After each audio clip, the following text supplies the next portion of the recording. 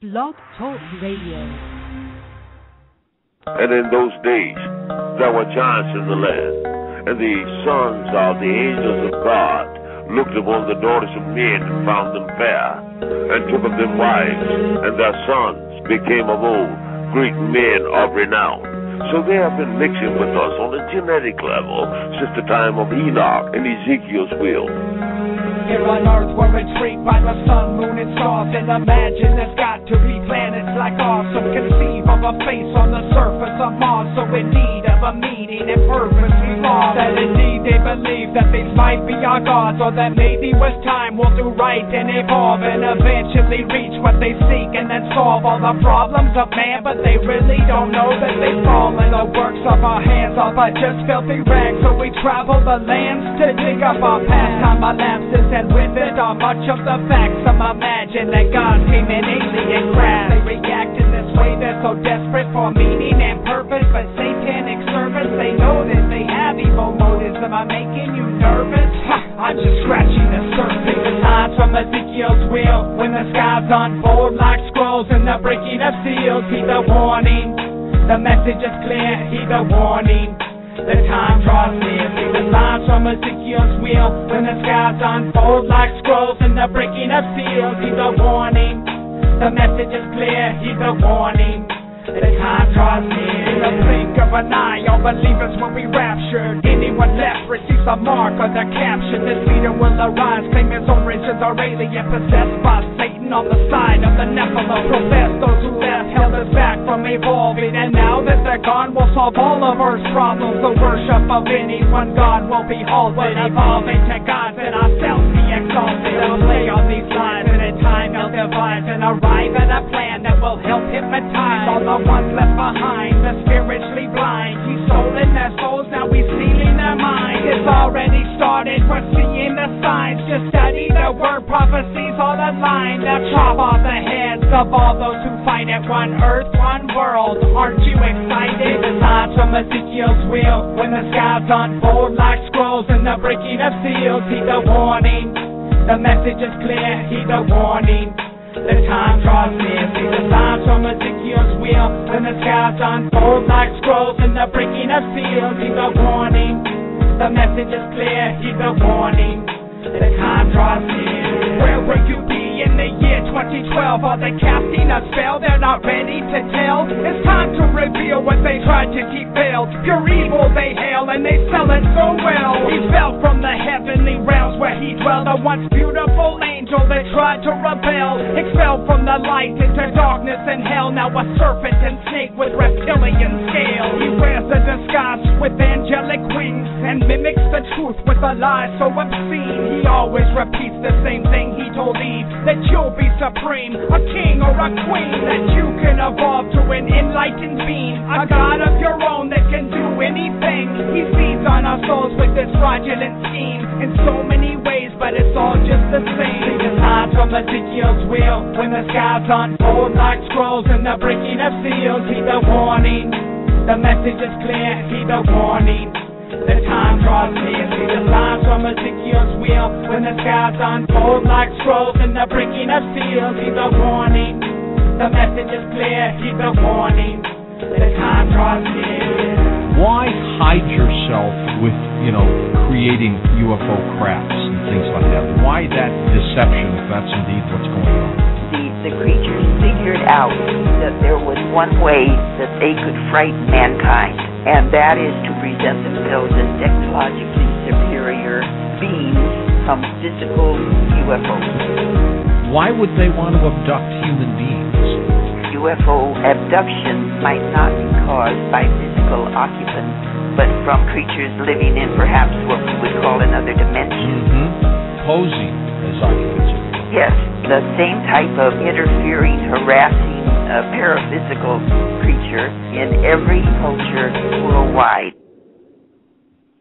Welcome, friends, readers, listeners, and viewers from across America and around the world. I'm your host, Zen Garcia. This is FallenAngels.tv, and it's a 5 p.m. Eastern Time broadcast. We're streaming out of Athens, Georgia. It's February 23rd, 2013, and I thank you for joining us and for your willingness to share your testimony and your questions, and for just being part of the family of truth seekers. Our motto is, the seeker of lost paradise may seem a fool to one who has never sought the other world. And I'm honored today to have as guest with me Mary Sutherland, who runs the website burlingtonnews.net, and it's a plethora of myriad information and covers a lot of topics. I first came upon her work in doing research on the giants, and she's been a pioneer in this field for a long time, 2 decades even, in studying about the ancient ones and their presence here upon this planet. And so she's going to be able to share a lot of insight and information with us today. She's the author of 5 books, 4 which are readily available: Living in the Light, Believe in the Magic Mysteries, Exploring the Mysteries of Burlington and Southeastern Wisconsin, and Revelations, Truths Revealed in the Search of Ancient Man, Lost in Time. And Mary, would you like to let the listening audience know what your new book is about, and also where it is that they can go to find your work and to support you in what you do? Well, my latest book is not out yet, but it should be up, I'm thinking, probably in about a month. I'm doing a book or a series. It's called In Search of Ancient Man, and book 1 is done, called Lost in Time, and the other one I just don't quite have a name for it yet. But they'll be able to find it on Amazon, or they can go to my website, and I do believe that it'll be at Barnes & Noble as well. Mary also has been doing a radio show for past 13 years covering all of these various differing esoteric topics. Can you let people know as far as where you do your shows and where they can go to listen, what days and when it is you broadcast? Well, the name of the show is BUFO Radio. BUFO stands for Burlington UFO. And I've been doing it, I think it's been going on 13, 14 years now. It's an internet radio, and actually we've expanded it to internet radio plus television. And you can generally just go to burlingtonnews.net. That's BurlingtonNews.net. And you can just go right there. We have a live stream, 24/7 live stream. So I take a lot of my archive shows and put them on a live stream, so you can listen to them 24 hours a day, 7 days a week. Awesome. That's awesome. Well, can you tell us, Burlington, is that a city, or is that the area where you live, or that you've done your research? Well, I've done a lot of my research in Arizona, but I came here about 13 years ago, and here is in Wisconsin, Burlington, Wisconsin, and its population is about 8,000, and it's a vortex area, sacred site area, so it keeps us real busy. It's just awesome. Investigating the phenomena that go on within a vortex. That's awesome. Well, let's talk a little bit about your background and how it is that you became interested in these particular issues, and what it was that led you to begin down the rabbit hole, so to speak. Yeah, that's a good way to describe it too.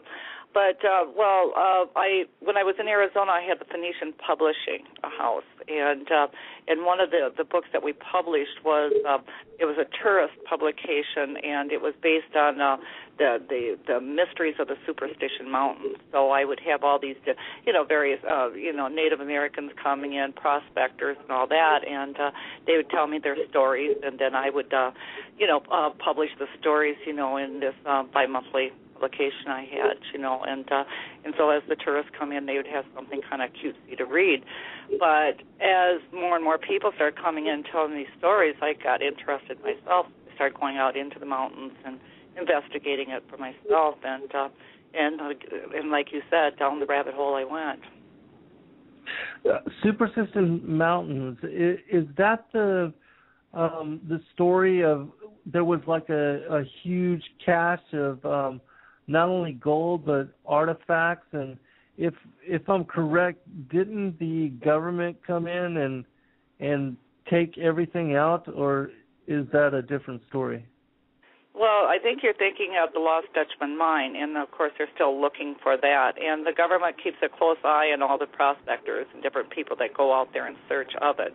So I would imagine once they find it, the government will be right in there to jump on it, And they have found a lot of different caches up there in the mountains, and in New Mexico and Arizona. And that has been what pretty much the story. The government jumps right in and and confiscates it. It doesn't stop the people from looking. So anyhow, but there's been there's the Superstition Mountains has a lot more to offer than just the gold and the various treasure caches up there. But it's a place of dimensional, something like Burlington. It's a place of dimensional doorways, that people, we've had stories of prospectors going back into time, or stepping into the future.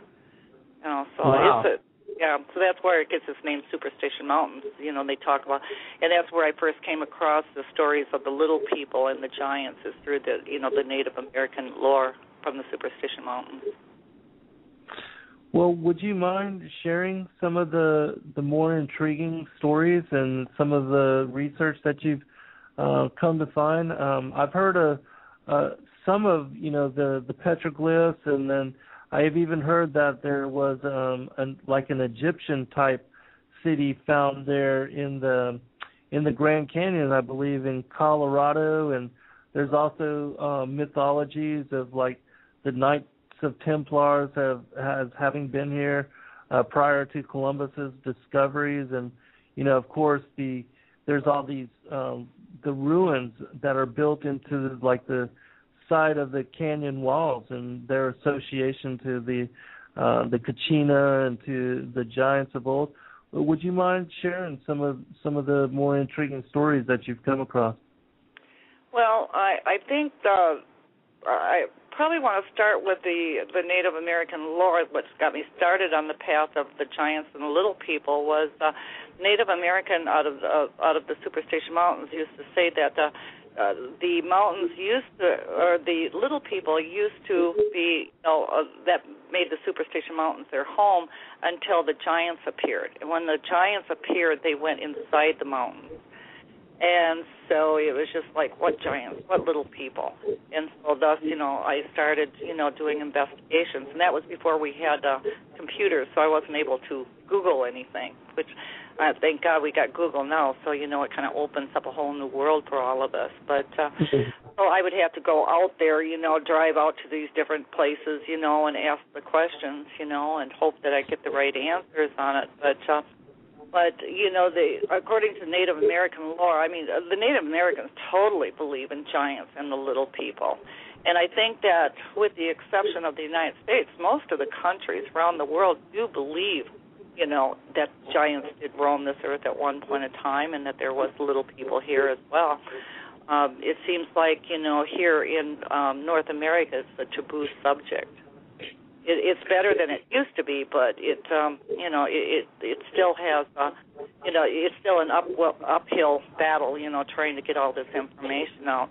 But in Arizona, there's a place up in the northern part of, northeastern part of Arizona that actually has, you can go up there and actually see the footprints left, in the rock, along with dinosaur prints, so. And you also got it down. You've got where human footprints along with the dinosaur footprints down in Texas too. So we do have archaeological evidence that that humans did walk with dinosaurs, and that these humans were not small. They were of gigantic proportion. But that would only make sense if everything else was large during that time. Why would men have been made to be 5'5", 5'10"? he would have had to have been the same size as everything else, just in order to survive, unless they were taken from off planet and then put here on Earth, which is always a possibility. Yeah, we don't even know, as far as going back into time, all the different megalithic type structures and the things that we can't even create and repeat now, and all of the different mythologies, all across the world that speak about the incursion of the sky people, and that you have all the ancient alien series now that are going around and doing the research on all this. Do you think that one of the reasons why people don't know about the giants and the different things that have occurred here within the continental United States is because of the cover-up, the organized cover-up, and that a lot of times that when these giant bones have been unearthed, and they've been unearthed in a lot of places here in America, especially in some of these mounds that have been, excavated, that whenever the Smithsonian is called in, or different museum-type groups, that they always claim to lose the artifacts, or that they are disappeared somehow. Yeah, it's pretty amazing, huh? That yes. And that's exactly what happens. Is they have all these archaeologists set up, and tell the people, if you find something, make sure you contact an archaeologist in your area, and then they will come out and help you, to take care of the excavation of the site. So everybody contacts an archaeologist. The archaeologist comes in, and the archaeologist says, well, you guys got to back off, let us do our thing, and then we'll give you the results. But the problem is, after the site has been excavated, the people that have found it, they're never told the truth. They don't know what's been there. Everything's been taken out, and it all disappears. It never gets out there where any of these museums where people can actually see it. And my husband, his grandfather actually had the same experience down in our hometown of Boscobel, Wisconsin. He had a farm over by Boscobel, and he came across an ancient site, of burials, and he contacted the archaeologist, and the archaeologist came in and dug up all that land and hauled everything out in boxes, and never one time did they ever tell Brad's grandfather what they had found.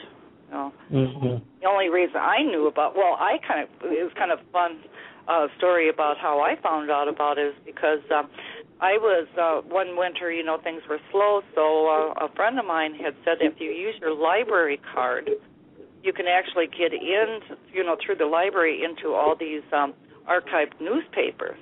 And so I thought, well, maybe what I can do is find, stories on giant graves that was found in Wisconsin, which I did, so anybody that's out there that wants to know how to find these newspaper clippings, contact your library. They'll give you the address of what to type in, and then you just use your library card. All these old newspapers from the 1800s will pop up, and you'll have a great time doing your own investigation on the, on the giants or whatever else you're interested in. But while I was doing it, going through all these, I came across because what I wanted to do was compile all these newspaper clippings for Wisconsin, all these giants that were found in Wisconsin. And as I was going through it, I found a newspaper clipping from the Pacific Stars and Stripes, believe it or not, from Tokyo, Japan. I mean, I never found out about Brad's grandfather through anything here. I found out about it through Tokyo, Japan. And it was published June 28th, 1961, about an ancient Indian cemetery found. And so I was telling Brad about it because it said it was right on the Richland-Crawford County line, and so that's where we're from, that area. So I brought it up to Brad if he knew anything about it, and he said, well, yeah, he says that was my grandfather's place. So anyhow, it's kind of an interesting story, But I kind of, like I said, I went completely around the bush in order to get that story. Started in Japan and worked myself right back with my husband. So, but the information's out there, and you can find it thanks to the internet. But prior to the internet, the only way that you'd be able to find any of this information was through your public libraries. And the libraries were so censored. And of course, during those days, if you wanted to even publish a book, you had to go through a publisher. And these publishers only were accepting certain types of books to be published. So, just to even get a book published on, ancient races, giants, or, something like that was almost next to impossible. So, but now, again, like I said, thanks to the internet, all this information is starting to come out, and all these people, that said that it didn't happen, well, they're all sitting around with egg on their face, because there's more than enough evidence out there that giants were here, that little people were here, and they've been here at a much longer time than what religion would like to, stamp it. Yeah, absolutely. We have, on my website, I have skulls that were found that was over 1 million years old, skulls of humans. So that kind of takes away the theory of, that man was created during the time of, Adam and Eve, 2,000 or 3,000 years ago. Yeah, 7,000. Let me ask you this: as far as, have you seen stories of skulls that have also been, that have horns? And can you also tell us about bones that have, skeletons that are of larger size? Because I know Steve Quell, he wrote in his book, Genesis 6 Giants, he speaks about how it was that there have been skeletons that have been found even up to the size of 30 feet long. And right. I was just wondering, in your experience and in your research and study, are there still, skeletons of such size being discovered? There was one that was discovered in England where they placed the body up against, it was larger than even the train, the caboose, and so there's been various sizes of skeletons that have been found worldwide. Can you speak a little bit about that, Mary? Well, sure. It goes back to my theory about when the dinosaurs, roamed this earth and everything was of a gigantic size. It would only be natural that humans would have been giants too. And they're finding them all over the world. But unfortunately, as soon as they're found, somebody comes in and confiscates, the skeletons, and then they disappear. We had a television. These people wanted me on this television show. I think it was. I think it was Discovery. Yeah, it was the Discovery Channel. And they said, "Do you have any evidence?" Well, where are you going to find the evidence? But we do have a lot of evidence just through recessive gene. People born of giant size. We've got people walking the earth right now that's 7 foot. I think that there's we've got people 12 foot over in China in various places. Not very many, but we've got a few.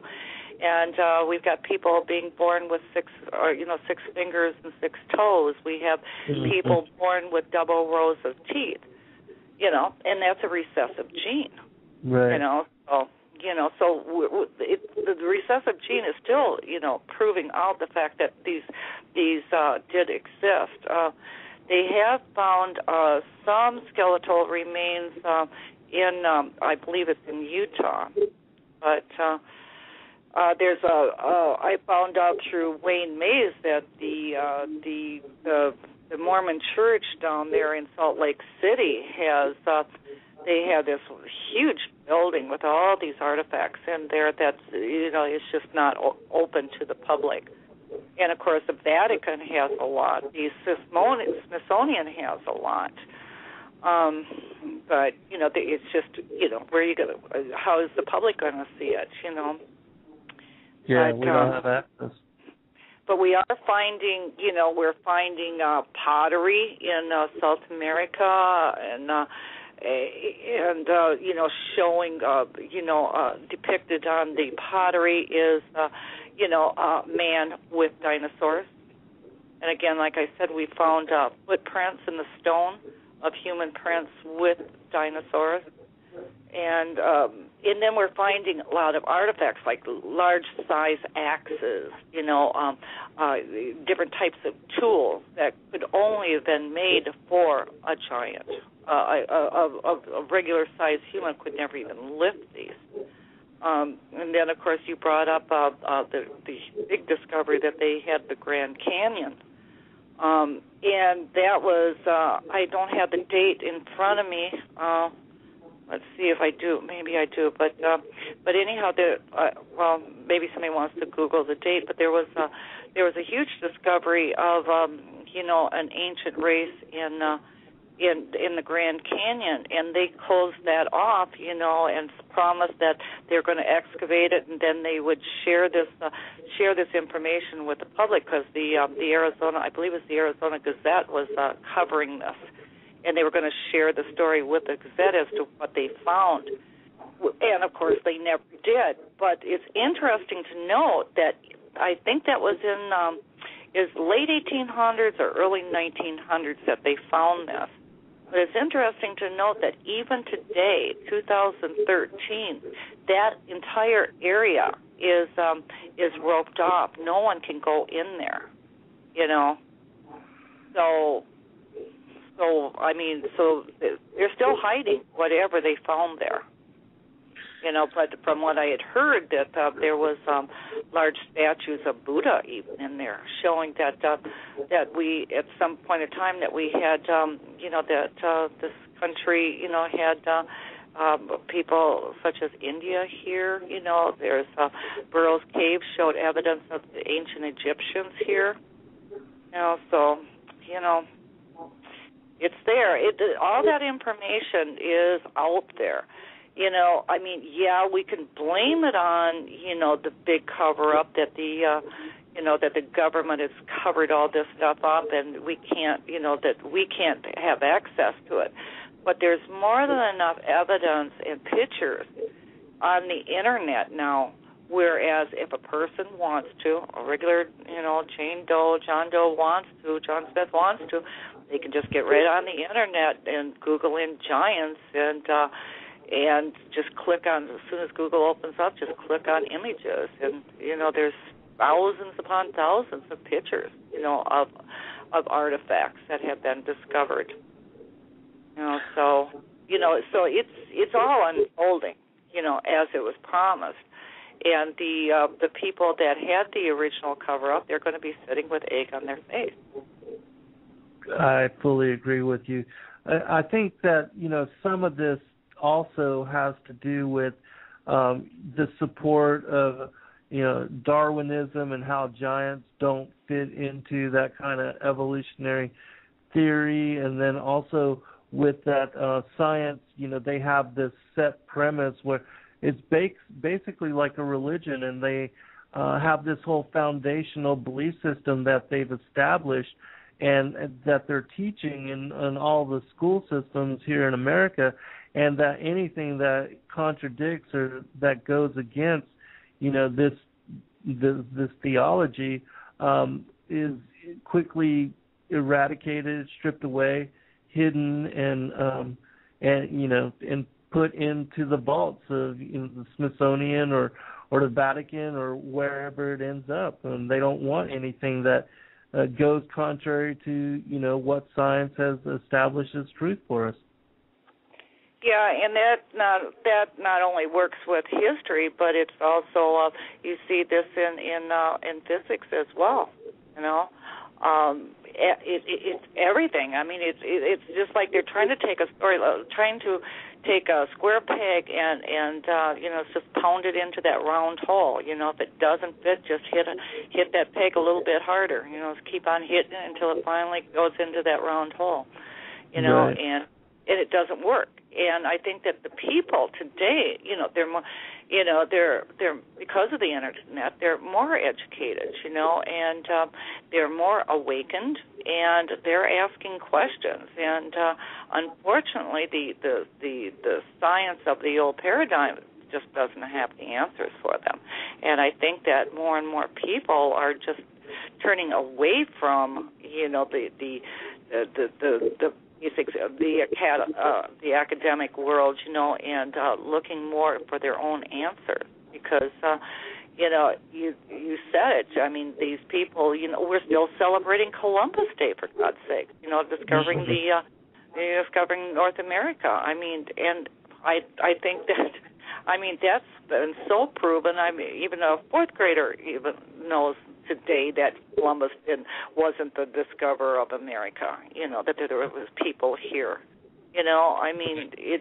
but they're still doing it, They do it as far as UFOs. People are seeing UFOs all the time, and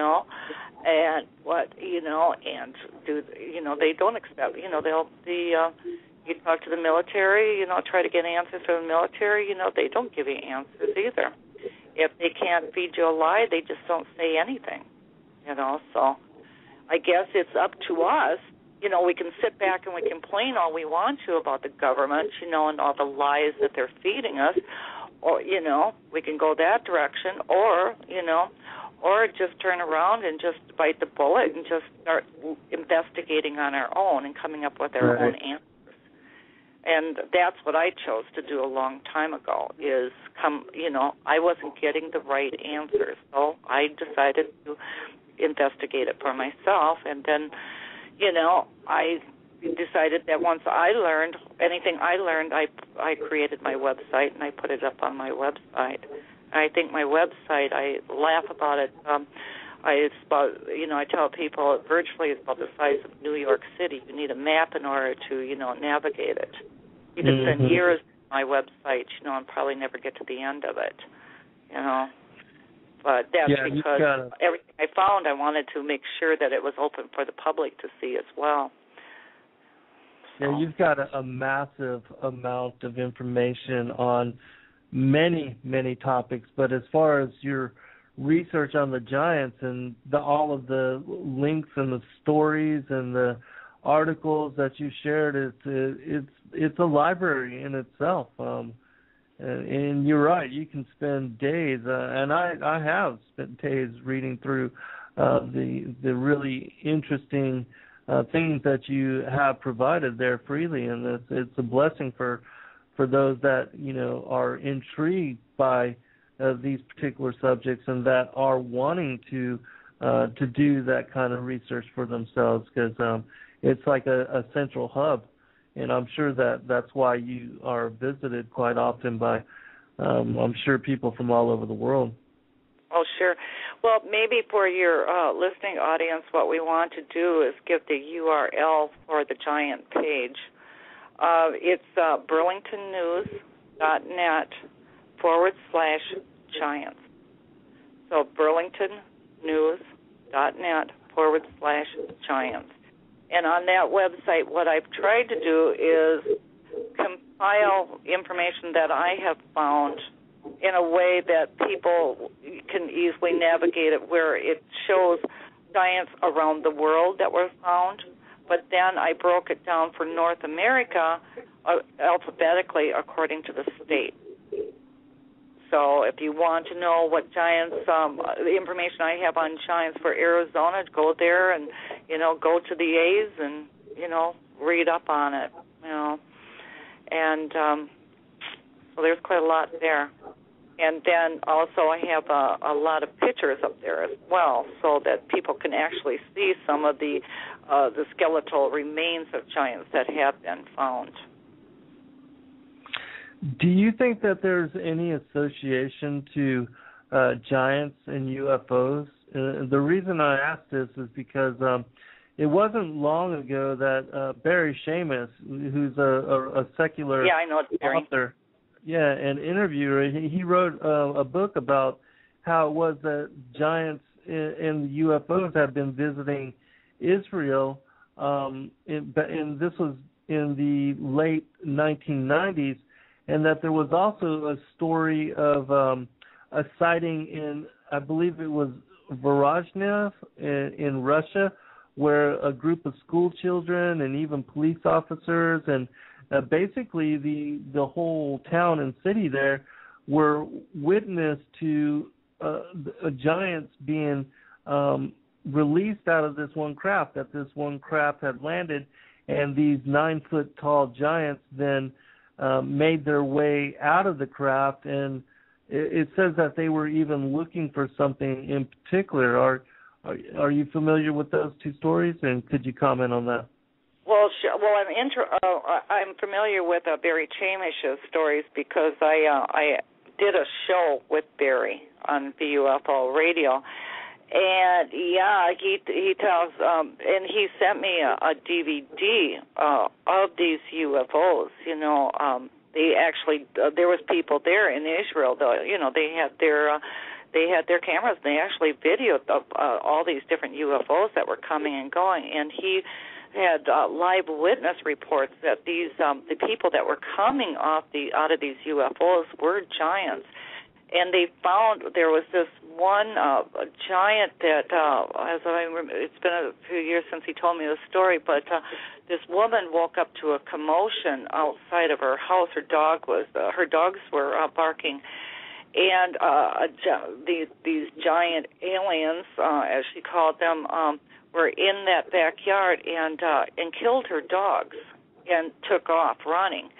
And the next day they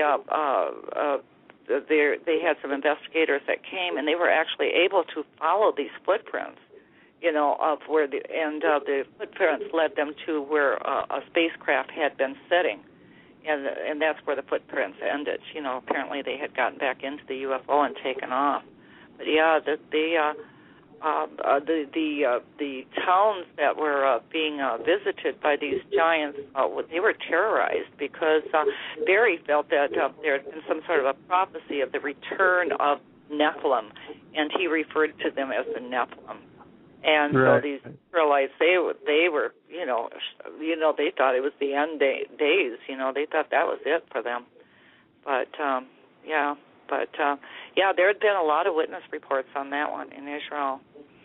And I don't know if by now he may have put that up on YouTube, for your listeners. Maybe they could, type in on YouTube Barry Chamish and see if he doesn't have some of these, videos that he sent me on these UFOs. But they got some really good pictures of these UFOs. They were also leaving crop circles, too. Mm-hmm. I know he did write a book about it, and it's available at lulu.com. I believe it's the name of it is The Return of the Giants, or The Return of the Nephilim. And there is a prophecy in Matthew 24 that speaks about, as in the days of Noah, so shall it be in the days of the second coming of the Son of Man, that, speaks about how it was that during Noah's time there was all these giants, and how it was that they were cannibalizing humanity and drinking the blood of humanity, and that was one of the reasons why the flood was brought on. But I know that the Native Americans, too, that there's mythology about the giants as being associated to being cannibals, and how it was that they were warring against some of the native tribes here in the United States. Do you have any details on that you could share with us? Wasn't that Lovelock Cave? I don't have the information in front of me right now, but I think that there was a story about the Indians chasing these giants into this cave there, and I think that was Nevada, if my memory serves me right. But anyhow, they got them into the caves, and then they put wood in there and set it on fire and killed off the giants. And apparently later on in the future, since then we have actually found some of these skeletons that were in that cave. I think that I can't think of his name right now. Name escapes me, but there was one of the investigators He's on Ancient Aliens a lot. I can't think of his name. I hate that when that happens to me. But anyhow, he was actually able to see that skeleton. One of the skeletons they found was in a museum, and he was actually able to get into that museum and take a look at that skeleton. And that skeleton did show that it was a skeleton of a giant, not a regular-sized human. But we have, through Native American lore here in Wisconsin, we also had the stories of the giants that were cannibals. You know, so apparently mankind was one of the favorite foods. But right. Yeah, but then again, we've got there's been it's not just the giants. There's been a lot of humans, in different tribes, in the more of the South Pacific Islands, that were cannibals. So, someplace along the line, somebody developed a taste for humans. But yeah, I think with the story of the cave in Lovelock, and Digger Dog in the chat room says that yes, that was in Lovelock, Nevada.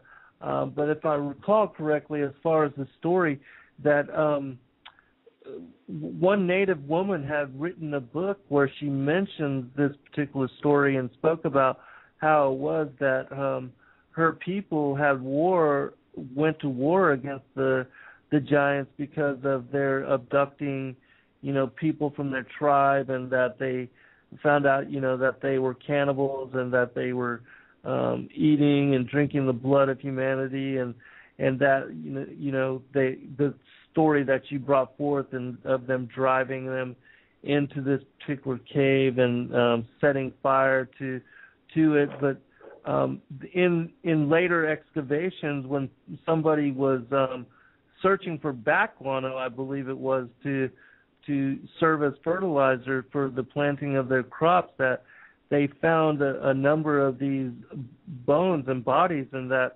once they did excavations, there was a large number of these bodies and bones that were actually recovered, and that many of them have since disappeared, and but there was and I did see the episode that you were mentioning about where I can't remember exactly who it was either, but they found one of the skeletons in a museum, and that was that was also confirmation.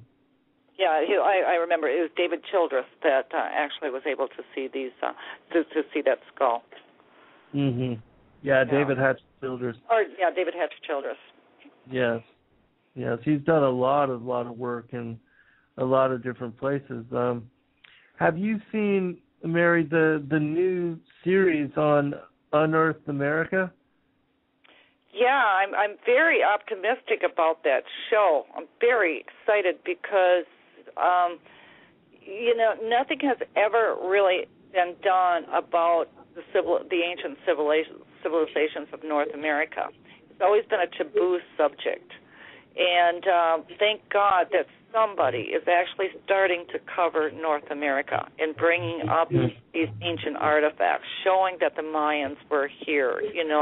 There were ancient cultures here and thriving during the same time as the ancient Egypt.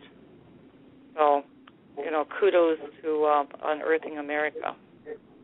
Yeah, I've liked that show as well. I've watched a number of episodes now, and there was just one recently where a farmer, and I believe he was in Wisconsin, if I'm correct. I'm not positive on this, but he had mentioned about how it was that he unearthed an 8-foot tall skeleton, and this is just recently. And again, he called out the archaeologists, and they kind of covered up the story, and since then the bones have disappeared. But that was further confirmation that these kind of things, these kind of artifacts, and are still to this day, being found. Can you speak to any new discoveries? Have you heard about any new revelations, and whether people are still discovering worldwide these kind of things and artifacts to support this? Well, I'm kind of, with the ice caps melting. I'm kind of been watching that up there in Antarctica in those regions, because, and even like up in the northern parts of Alaska and that, because as those caps or these glacials disappear, we should be able to find some evidence of ancient civilizations and giants there too, because I think with the ancient civilizations, they were giants. The first people were giants, and then they started decreasing in size until you have what you have today, and so that's where we need to look, is going back to these ancient civilization sites and looking for the evidence of these people. But if somebody wants to know about what I have found in Wisconsin, they can go to burlingtonnews.net/Mounds-Wisconsin, and Wisconsin spelled out WISCONSIN. So it's burlingtonnews.net/Mounds-Wisconsin. But in every state here, with no exception, here in North America, you'll find newspaper clippings, stating that they found giants. I mean, the giants, and I worked a lot with Frank Joseph, and Frank Joseph and I were talking one day about, like, down in the Ohio Valley area, it was called, like, the killing fields because of all these old battles, ancient battles that went on. There was just the earth was white with bleached out skeletons of these giants. And if you go into the Book of Mormon, they talk about these killing fields as well, and the giant skeletons that were found, bleached out in the plains. But I mean these. There's different type. Just as there's different races here today, there was different. I mean, they one thing they had in common was the fact that they were giants. But there was also different races of giants. There was some giants that were just very, they were very bulky, and not as intelligent, but more primitive. But then there was also giants, that you hear about, in the Shasta, lake over by Lake Shasta, in the mountains, the Mount Shasta, where there these they think that they were Lemurian, but anyhow they were, and they talk about these people being very tall, of giant stature, that traveled to the stars and back. So, and the Anunnaki were also described as giants. These reptilians that were responsible for the introduction of blood sacrifice, they were also giants. Looked very different from each other, but same proportion, the same, height. Mm-hmm. So we can't really put them all in one category and stamp giants on them, no more than we can take our races of people here on Earth today and just, stamp them as human. Right. Each one had their own agendas, Yeah, I've heard of like the red-haired giants, and then there, the blonde hair, the Nordic with the blue eyes, and so I agree. There's different tribes, and and there's from all over the world. There's reports like even in Patagonia, a giant foot, and in the reports of Columbus, well, not Columbus, but Magellan. The different explorers, even the conquistadors, when they first went into that land, how it was that they saw giants, and that they even tried to bring back some of these as specimens back when they came back across the ocean. They were wanting to show, and then there's the stories of the Romans and how they fought the Teutonic giants, and so.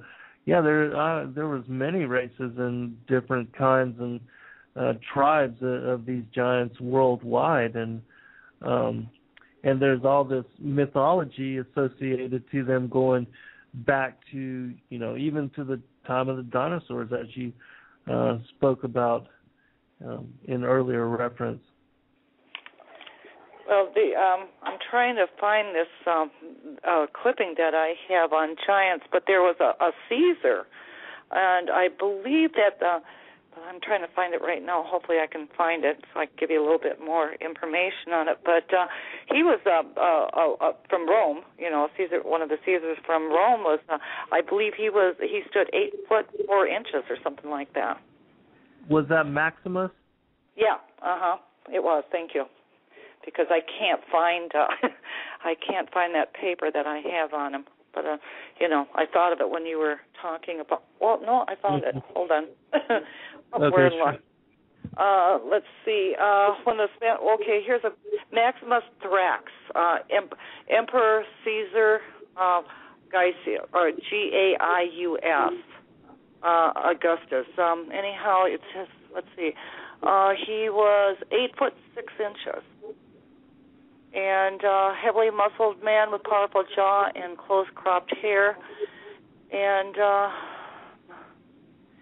then when the Spanish arrived in the Americas, the Indians told them of a race of giants that once lived there and built the great stone cities. Most of them were wiped out by the Great Flood. So, the Native Americans are taking it back to the survivors, the people that was here before the deluge and after the deluge, and of course that fits right in with Genesis. Right. And then let's see, I've got some. There's. I was hoping that this had. I'm looking at some things that I have right here, but we have one. You ever hear that saying, "Whatever happened to Waldo"? Anyhow, there was a guy here in Illinois. His name was Robert Wadlow, Wadlow, and he was, I think he was born in the 1900s, but a giant. I can't remember exactly how tall he was, 12, maybe 14 foot. I mean, the top of his head would actually touch the ceiling of, and in those days in the early 1900s, they had real tall ceilings. And anyhow, his head actually, when he would walk into somebody's home, so we're looking at at least 12-foot ceilings, and he'd have the top of his head would actually touch the ceiling. And so, so we do have people present, in this time, in the last several generations that are giants as well, based off the recessive genes. So they've always been around, but not as many, of course, as there used to be. Right. But that's what's so crazy about the whole thing is we have Native American lore here in North America. We have prints in stone of these giants that walked with the dinosaurs. We have these large axes, these various types of tools that these people use that a person our size could never even lift, let alone be able to use. It wouldn't even be practical. And, so we have all this evidence all over North America, plus then we have it all over the world of these giants. But then when you go to an archaeologist and ask about them, they go blank. Like, what are you talking about? Well, it's like, it's gotten to the point where if a person of academia tells me that it's raining outside, I actually go to the window to look, and that's sad when we can't trust the people that we have always put our trust into. Right. Now we find out that that they have their own agenda, and telling the truth to the American public is not part of it. Right. Yeah. They are keeping this, especially this truth, from us, and the American people are so in the dark when so much of the rest of the world are familiar because they have their mythologies and they have their And even though we have our own mythologies and the artifacts and the mounds here, all that is being covered up, and it's not reported on. The mounds. I mean, the earth and mounds. My gosh, that's a whole, that's a whole story in itself. It'd take up another radio show or several, because I mean, they're still trying to say that the earth and mounds were made by the Native American, and even the Native Americans say no. These earthen mounds, these stone mounds, these temples, these pyramids were made by a civilization that was here before we came. Right. And it's like, well, what do they know? They know a lot, but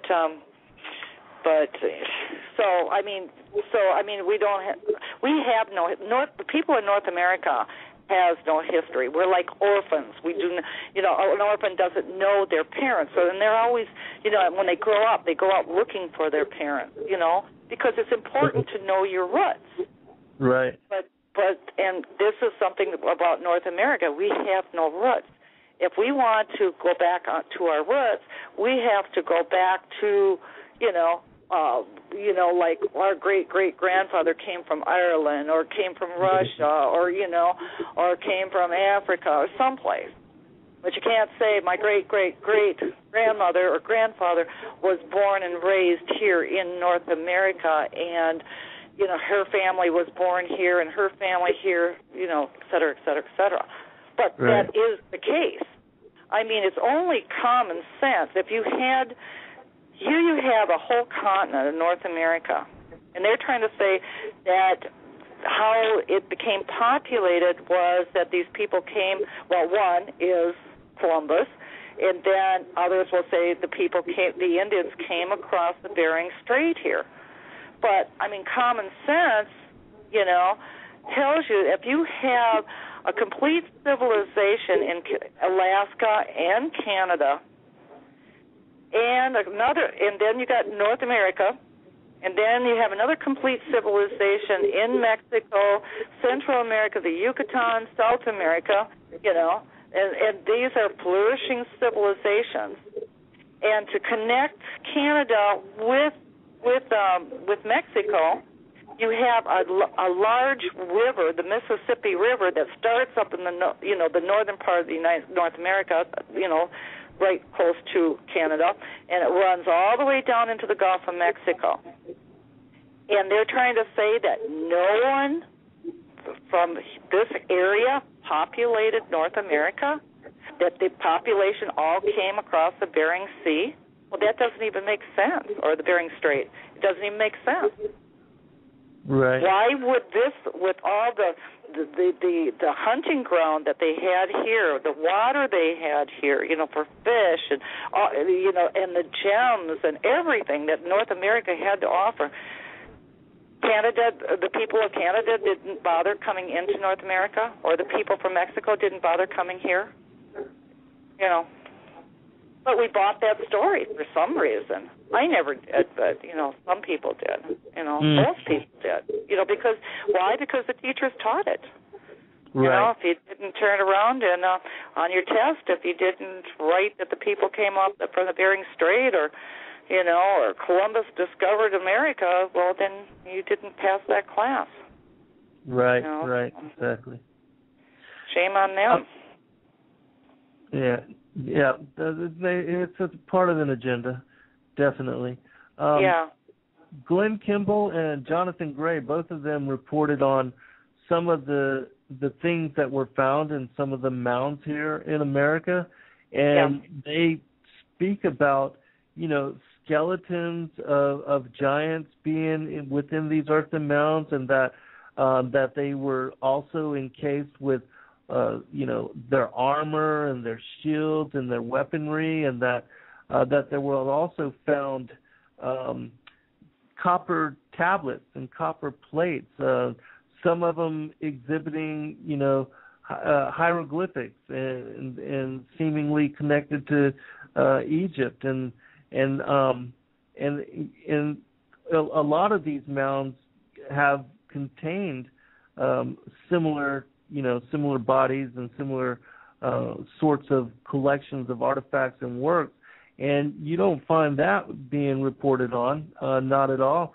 And, I think also with what you were saying with the ice cap receding and so much more of what has been hidden under these ice caps, that there are going to be more and more discoveries, and with people utilizing like Google Earth to locate what are pyramid structures all over the world that have been covered up by undergrowth, overgrowth, even with, these huge pyramids in Serbia outside of a city where a lot of people have lived, and this one guy utilizing Google Earth to recognize and to be revelation that, yes, these were indeed pyramid-type structures, and then in excavating them verified that they were under what looked like mountains or hills,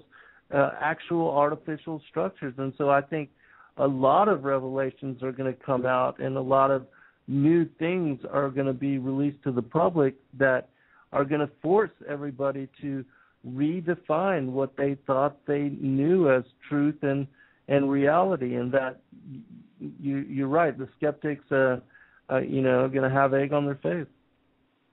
Well, I know who you're talking about with Jonathan Gray, because I did an interview with him as well, and he told me that it's the archaeologists, all these various scientists, they do not, because he is an archaeologist, and he said that they go where the money is. They go where the grants are, and he says that if they don't stay with the agenda, which he did not, by the way, but if these archaeologists and scientists don't stay with the agenda, they're not allowed not only they don't get the grant money, but they also aren't even allowed to get onto those sites, and so they have to stand back and watch somebody else go in there and be able to dig.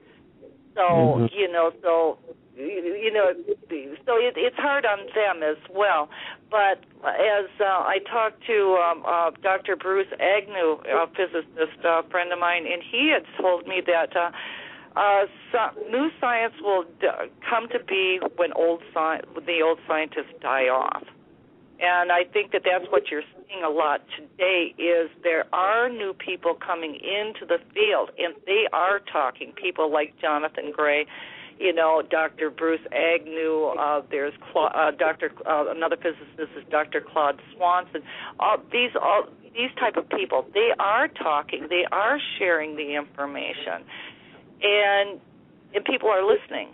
And so, these other people, that don't want to go along with the new program, they'll eventually, just like the dinosaur, they'll just kind of disappear, and their books will be just go to dust, because nobody's going to be reading them, You got to stay with the program, keep up on it, it's like a train gaining momentum right now, Get on it while you can, because pretty soon the train will be gone and you'll be left standing behind. And but you can. There's a lot of these authors, these from the archaeologists and that they have written books, and they make a lot of money on those books. They sell their books. They make money on their lectures and things like that. So all of a sudden, people find out that their books, the truth isn't there, And right. So what happens? They're going to lose money on their books. They lose money, on lectures and so forth and so on. So, they're fighting, this new paradigm, that's coming to be. It's all about money,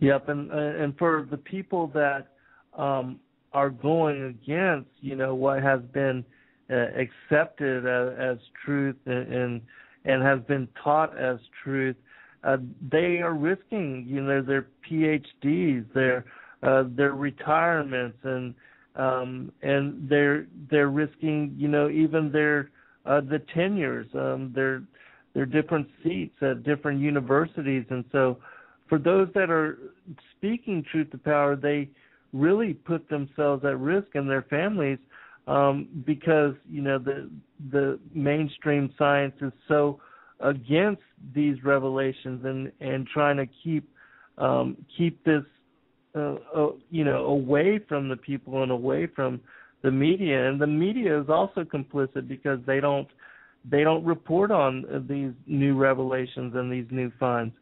And then that was one of the reasons why I was really surprised at America Unearthed and where he has gone with his disclosure. Well, I'm still waiting to see how far he'll go. Is he going to play it safe, or right. will he go out there and is he willing to put his deck on the chopping block? I have my fingers crossed that he will, go out there, and put up a good battle for all of us, because we'll all jump on the band, we'll all be there for him, We'll see.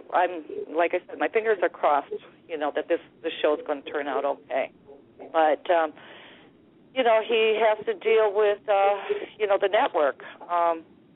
That UFO hunters, they went a little bit too far, because there was something that, with those cattle mutilations, they got some new evidence that came in on that, and they went public with it. And when they went public with it, there was a big uproar with the network, and anyhow, they told them that they could finish out that year, but after that, they were done,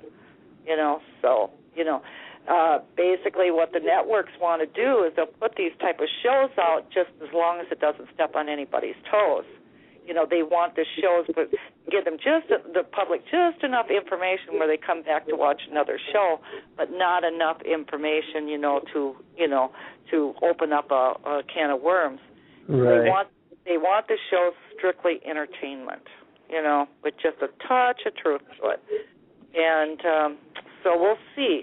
But, with YouTube, this is what I'm excited about is how people, because now we can take, with the new smart televisions and that we can take like a PlayStation 3 or an Xbox or, something like that and hook it up to our televisions and skip over the regular television programs and go right to YouTube, and watch these shows, that like people like you and me are actually doing, that we're producing.